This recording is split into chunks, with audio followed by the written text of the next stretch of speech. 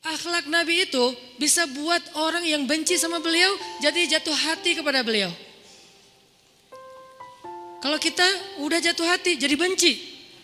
Kebalik. Nabi orang yang marah kepada beliau jadi jatuh cinta. Kita hampir jatuh cinta jadi marah. Kebalik nih akhlaknya. Berarti kita harus belajar banyak nih dari Rasulullah tentang akhlak. Beliau tuh bisa bikin seorang perempuan yang suaminya baru terbunuh, ayahnya terbunuh, pamannya terbunuh, saudaranya terbunuh dalam perang Khaybar. Yang dia bilang orang yang paling saya benci di muka bumi adalah Muhammad. Terus tiba-tiba yang namanya Muhammad datang menghampirinya di dalam tendanya, ditemani oleh beberapa orang sahabat. Lalu kisah itu diriwayatkan, Nabi datang dengan raut wajah yang penuh empati. Dengan raut wajah yang penuh empati. Bukan raut wajah orang yang sebagai pemenang perang. Kan Nabi menang perang waktu itu. Sebagai seorang tuan, bukan. Yang empati. Yang kayak sahabat banget gitu. Datang Nabi duduk di sebelah Sofia. Sofia diam aja, marah banget. Cuma dia gak bisa ngapa-ngapain karena dia berstatus tawanan perang. Mau gimana coba? Mau dia tusuk? Gak bisa, dia sendiri. Dan dia takut bahwa dia akan diperlakukan seperti umumnya orang memperlakukan tawanan perang. Karena dia belum paham, belum kenal Rasulullah. Dia kaget ketika Rasulullah SAW minta maaf sama dia. Kaget, gak ada cerita orang dalam perang yang menang minta maaf kepada yang kalah. Ada gak cerita kayak gitu? Gak ada tuh. Yang menang minta maaf sama yang kalah. Maaf ya kami menang. Jangankan perang, sepak bola aja susah nyari yang kayak gitu kan ya. Ini akhlak nih untuk kita teman-teman di Bandung dengan Persibnya. Nanti di Jakarta dengan apa Jakarta teh? Persijanya. Nanti yang menang siapapun yang tanding, maaf ya menang. Dari mana lo akhlak kayak gitu? Rasulullah. Karena yang itu lebih serius loh daripada bola. Bola kan cuma permainan, entertain, olahraga kan. Gak seserius perang. Perang itu serius. Kalah itu meninggal artinya terbunuh. Kalau kita kalah paling ya kurangnya apa? Nggak dapat skor gitu, nggak dapat poin. Kalau itu kalah terbunuh. Nabi datang minta maaf dengan ekspresi empati yang tinggi, yang dalam. Nabi itu kayak ngerasain banget perasaan Sofia. Minta maaf, menjelaskan. Sofia, maaf ya, aku ikut turut berduka atas wafatnya ayahmu, suamimu. Sofia marah banget. Terus Nabi menjelaskan apa yang terjadi.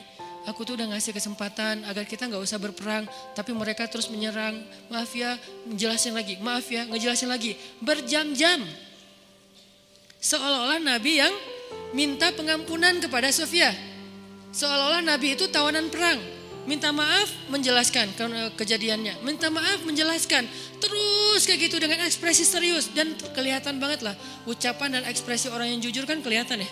Jujur bahwa beliau tuh empati banget. Bahwa beliau juga berduka.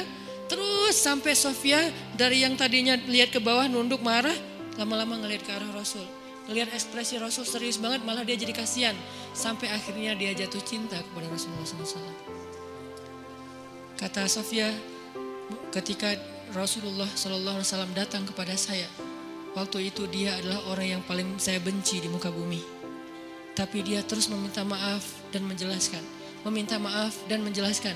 Sampai akhirnya dia menjadi orang yang paling saya cintai di muka bumi. Akhlak Rasul. Rasulullah gak mengatakan Allah berfirman wahai Sofia.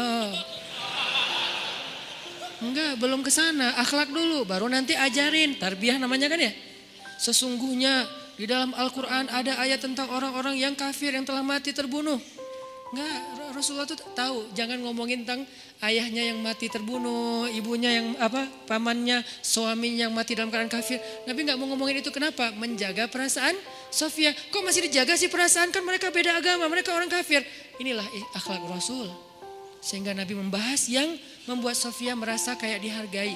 Sebagai seorang janda, sebagai seorang perempuan, sebagai seorang yatim. Sebagai seorang tawanan. Sehingga dia takjub dengan akhlak Nabi. Akhirnya dia cerita, ya Rasulullah, belum beriman udah manggil, ya Rasulullah, saya pernah bermimpi bahwa dalam mimpi saya melihat ada rembulan di atas kota Madinah, lalu jatuh ke pangkuan saya. Jibril turun bilang ke Rasulullah, apa maksud dari mimpi itu? Tahu gak Rasulullah apa maksud mimpi? Apa Jibril? Maksudnya rembulan itu kamu. Maksudnya dia akan jadi istri kamu di dunia dan akhirat. Rasulullah langsung, aduh gimana ya? Rasulullah juga orang yang ra'fah banget tuh. Bil mu'minina ra'ufun rahim tuh Rasulullah. Gak enak, kan dia masih janda baru meninggal suaminya. Masa saya lamar gimana ya? Kata Jibril, ya Rasulullah Allah suruh engkau melamar dia untukmu. Menjadi istrimu di dunia dan di akhirat. Rasulullah dengan gak enak hati mengatakan, Sofia aku ingin melamar kamu. Sofia, gimana ya?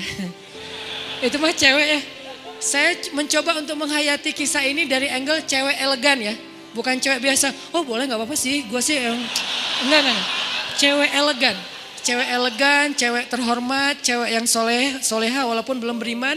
Pasti dia gak akan bilang, Alhamdulillah Masya Allah, A-nya panjang gitu kan ya.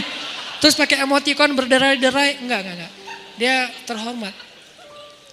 Dia akhirnya saya terserah gimana baiknya aja. Menikahlah Nabi dengan Sofia. Modalnya apa? Akhlak. Bukan mahar yang besar, bukan akun sosial media followersnya paling banyak, bukan eksistensi, bukan gaya-gayaan, bukan datang bawa mobil mewah, datang bawa akhlak. Ini kayaknya modal kita belajar juga nih gimana cara ngelamar calon istri, akhlak.